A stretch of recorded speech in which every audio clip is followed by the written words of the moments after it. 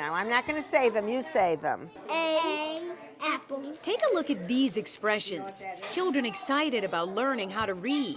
You're doing a great job. These are pre-kindergartners at Emerson Elementary School in Detroit. G, and this is a gate. Lily Broner is a retired kindergarten teacher Hi, honey. who also taught at Oakland Community College.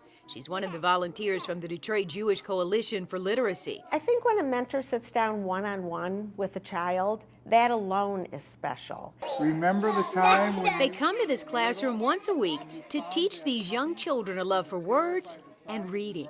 But if we can get them at preschool and work for preschool, kindergarten, first and second, by third grade they'll be ready to pass the MEP. And that's what Detroit needs, that's what the DPS needs, and that's what the children need. we'll give Mr. Tylon something else to color.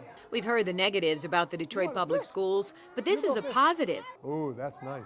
The ACT in our Detroit 2020 motto. Want me to help you? Emergency manager You have Robert your Bob whole idea. called for volunteers to help teach young children in Detroit how to read. It's what is going to make them successful in life, being able to read. And Linda Foster, who is the literacy coordinator for the Jewish Community Relations Council, stepped into action immediately. But really, this is nothing new for her. She's been sending volunteers to DPS for 10 years now. It's such an incredible feeling knowing that what we're all about, what we're doing, sending volunteers throughout schools in Detroit and many, many schools in Oakland County. It's just wonderful to see the children react and how much they enjoy having the volunteers come in and work with them. And thanks to these volunteers, these young kids are getting a picture-perfect look into what their futures could be. Ooh, I got that one. With a little push in the right direction. I mean, I remember this. Neil Rubin, who writes for the Detroit News, is an honorary chair for Bookstock.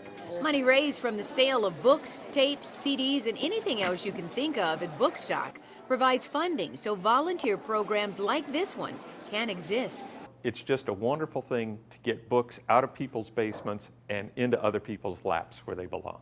Bookstock has generated more than $530,000 for literacy and education programs throughout Oakland County and Detroit over the past 8 years. For them to be able to raise that kind of money and distribute it to agencies such as ours.